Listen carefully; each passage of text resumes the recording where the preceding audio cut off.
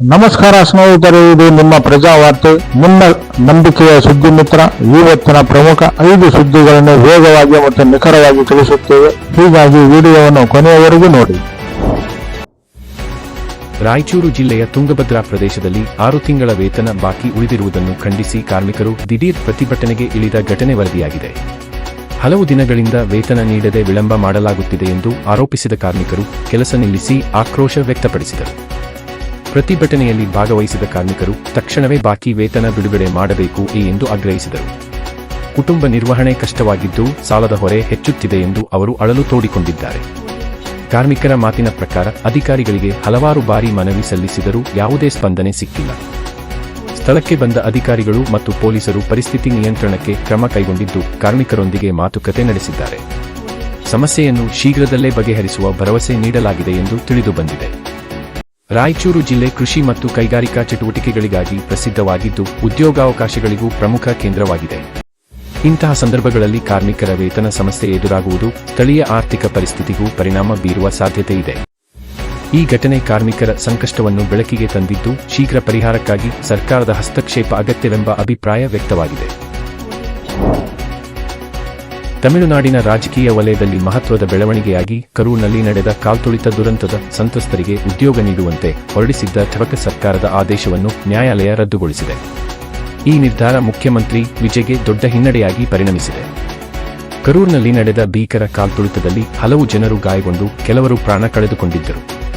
ಈ ಘಟನೆಗೆ ಸಂಬಂಧಿಸಿ ಸಂತ್ರಸ್ತ ಕುಟುಂಬಗಳಿಗೆ ನೆರವಾಗುವ ಉದ್ದೇಶದಿಂದ ಸರ್ಕಾರ ವಿಶೇಷ ಆದೇಶ ಹೊರಡಿಸಿ ಸರ್ಕಾರಿ ಉದ್ಯೋಗ ನೀಡಲು ನಿರ್ಧರಿಸಿತ್ತು. ಆದರೆ ಈ ಕ್ರಮವನ್ನು ಕೆಲವು ವಲಯಗಳು ಪ್ರಶ್ನಿಸಿ ನ್ಯಾಯಾಲಯದ ಮೊರೆ ಹೋಗಿದ್ದವು. ವಿಚಾರಣೆ ನಡೆಸಿದ ನ್ಯಾಯಾಲಯ ನೇಮಕಾತಿ ಪ್ರಕ್ರಿಯೆಯಲ್ಲಿ ನಿಯಮಗಳನ್ನು ಪಾಲಿಸಬೇಕು ಮತ್ತು ಸಮಾನ ಅವಕಾಶ ಸಿದ್ಧಾಂತವನ್ನು ಮೀರಿ ಯಾರಿಗೂ ನೇರವಾಗಿ ಉದ್ಯೋಗ ನೀಡಲು ಸಾಧ್ಯವಿಲ್ಲ ಎಂದು ಹೇಳಿ ಸರ್ಕಾರದ ಆದೇಶವನ್ನು ಅಮಾನ್ಯಗೊಳಿಸಿದೆ. ಈ ತೀರ್ಪಿನಿಂದ ಸರ್ಕಾರದ ಯೋಜನೆಗೆ ಹಿನ್ನಡೆಯಾಗಿದ್ದು ಸಂತ್ರಸ್ತ ಕುಟುಂಬಗಳಲ್ಲಿ ನಿರಾಸೆ ಮೂಡಿದೆ. ಅದೇ ವೇಳೆ ವಿರೋಧ ಪಕ್ಷಗಳು ಸರ್ಕಾರದ ಕ್ರಮವನ್ನು ಟೀಕಿಸಿ ರಾಜಕೀಯ ಲಾಭಕ್ಕಾಗಿ ಇಂತಹ ನಿರ್ಧಾರ ತೆಗೆದುಕೊಳ್ಳಲಾಗಿದೆ ಎಂದು ಆರೋಪಿಸಿವೆ. ಈ ಬೆಳವಣಿಗೆ ಮುಂದಿನ ದಿನಗಳಲ್ಲಿ ತಮಿಳುನಾಡಿನ ರಾಜಕೀಯದಲ್ಲಿ ಇನ್ನಷ್ಟು ಚರ್ಚೆಗೆ ಕಾರಣವಾಗುವ ಸಾಧ್ಯತೆ ಇದೆ. ವಿಜಯನಗರ ಜಿಲ್ಲೆಯ ಹೊಸಪೇಟೆ ನಗರದ ಸಮೀಪ ರೈಲು ಹಳಿಯಲ್ಲಿ ಸಂಭವಿಸಿದ ದುರ್ಘಟನೆಯಲ್ಲಿ ಅಪರಿಚಿತ ವ್ಯಕ್ತಿಯೊಬ್ಬರು ಸಾವನ್ನಪ್ಪಿರುವ ಘಟನೆ ಬೆಳಕಿಗೆ ಬಂದಿದೆ. ಘಟನೆ ಸ್ಥಳಕ್ಕೆ ತಕ್ಷಣವೇ ರೈಲ್ವೆ ಪೊಲೀಸ್ ಹಾಗೂ ಸ್ಥಳೀಯ ಪೊಲೀಸರು ಭೇಟಿ ನೀಡಿ ಪರಿಶೀಲನೆ ನಡೆಸಿದ್ದಾರೆ. ಪ್ರಾಥಮಿಕ ಮಾಹಿತಿಯ ಪ್ರಕಾರ ರೈಲು ಹಳಿಯನ್ನು ದಾಟುವ ವೇಳೆ ಅಥವಾ ಹಳಿಯ ಮೇಲೆ ಇದ್ದ ಸಂದರ್ಭದಲ್ಲೇ ಈ ದುರ್ಘಟನೆ ಸಂಭವಿಸಿರುವ ಸಾಧ್ಯತೆ ಇದೆ ಎಂದು ಶಂಕಿಸಲಾಗಿದೆ. ಮೃತ ವ್ಯಕ್ತಿಯ ಗುರುತು ಇನ್ನೂ ಪತ್ತೆಯಾಗಿಲ್ಲ.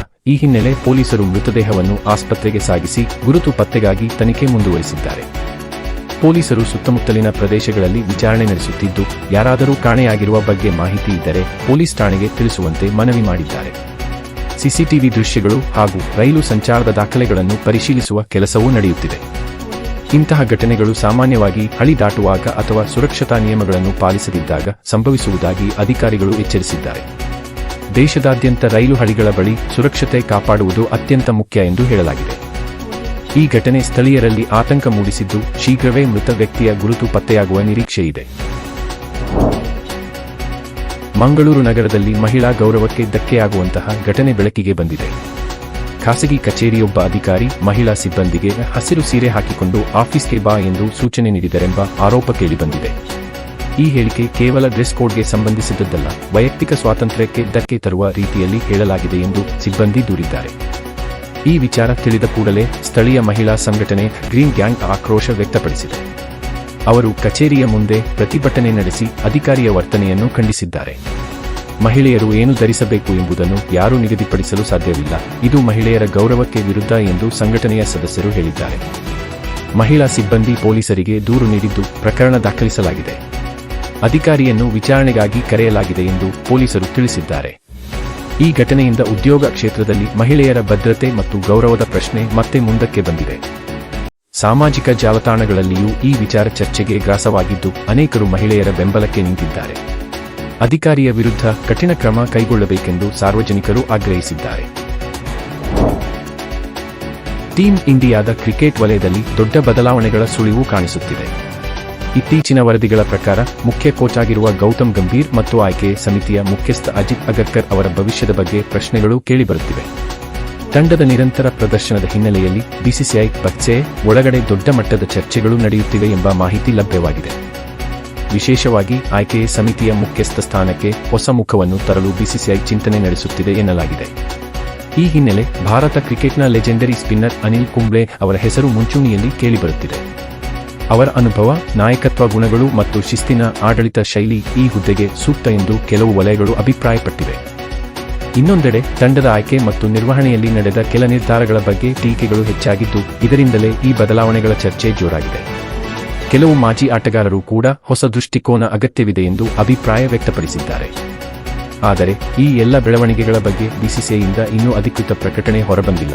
ಆದ್ದರಿಂದ ಗಂಭೀರ್ ಮತ್ತು ಅಗರ್ಕರ್ ಸ್ಥಾನದಲ್ಲಿ ನಿಜವಾಗಿಯೂ ಬದಲಾವಣೆ ಆಗುತ್ತದೆಯೇ ಎಂಬುದು ಮುಂದಿನ ದಿನಗಳಲ್ಲಿ ಸ್ಪಷ್ಟವಾಗಲಿದೆ. ಕ್ರಿಕೆಟ್ ಅಭಿಮಾನಿಗಳಲ್ಲಿ ಈ ಸುದ್ದಿ ಕುತೂಹಲ ಮೂಡಿಸಿದ್ದು, ತಂಡದ ಭವಿಷ್ಯ ಯಾವ ದಿಕ್ಕಿನಲ್ಲಿ ಸಾಗಲಿದೆ ಎಂಬುದರ ಮೇಲೆ ಎಲ್ಲರ ಗಮನ ಕೇಂದ್ರೀಕೃತವಾಗಿದೆ. ಇಂತಹ ಪ್ರಮುಖ ಸುದ್ದಿಗಳಿಗಾಗಿ ನಮ್ಮ ಚಾನೆಲ್ ಅನ್ನು ಸಬ್ಸ್ಕ್ರೈಬ್ ಮಾಡಿ, ವಿಡಿಯೋಗೆ ಲೈಕ್ ಮಾಡಿ ಮತ್ತು ನಿಮ್ಮ ಅಭಿಪ್ರಾಯವನ್ನು ಕಾಮೆಂಟ್ ಮಾಡಿ.